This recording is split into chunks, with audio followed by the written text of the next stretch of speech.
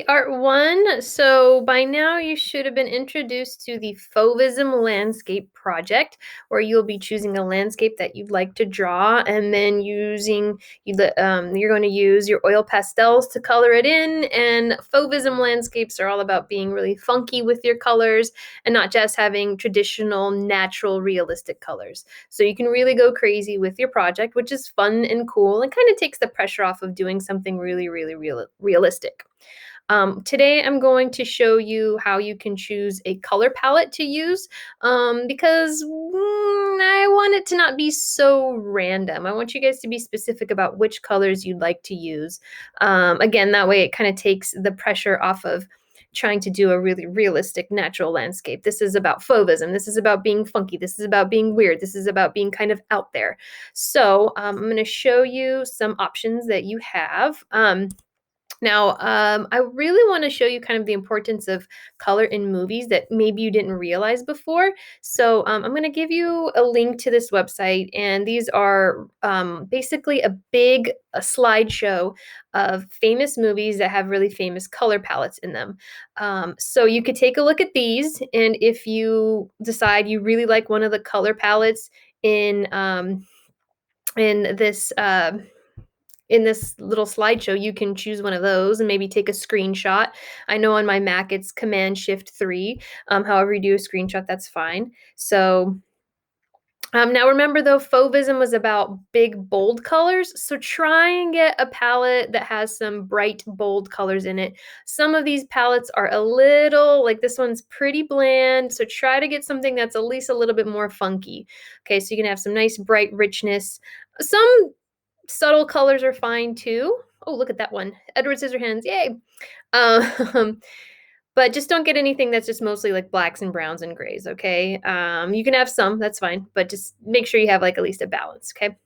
So if you want to look through this slideshow, that's fine, and choose something from that. If not, we can do some other stuff. So maybe there's a movie that's not on here that you want to find the color palette of. So you can kind of just use Google Image to choose a movie and then look up the color palette. So I really liked the Transformers movie. It has a pretty famous color palette in it. Transformers movie, and then Transformers movie color palette, and then search for that. And you'll get a picture of the movie. Sometimes you'll get like a color palette on the side. So you can kind of look for some color palettes that way. Let's try another one. What's another one? Guardians of the Galaxy. Let's see if we get anything. Okay, there we go. So, okay, you can look up something like that if you want to find a color palette that way. That's fine. But say like the Google Images isn't coming up with a color palette for you like it does so nicely right there. You could still look up a movie. So let me look up The Grinch. Okay. And maybe there's a certain picture that you really like. Like I really like the color palette that's going on in this picture right here. I'm going to show you a very helpful tool you can use. So I'm going to give you a link to this website. It's called ColorMind. And you can generate your own color palette from a picture. So what I need to do is I'm going to save this picture onto my computer, and I'm on my Mac, so I could just pull it over here. There we go. And I'm going to go back to the website. I'm going to go to generate right here. And oops, image upload, excuse me. I can upload an image, and there it is. Okay. And cool, it generated that color palette for me that kind of goes with that picture that I had given them of the Grinch. Okay. I'm surprised there's no green in there though. It's okay, I could still add it if I want.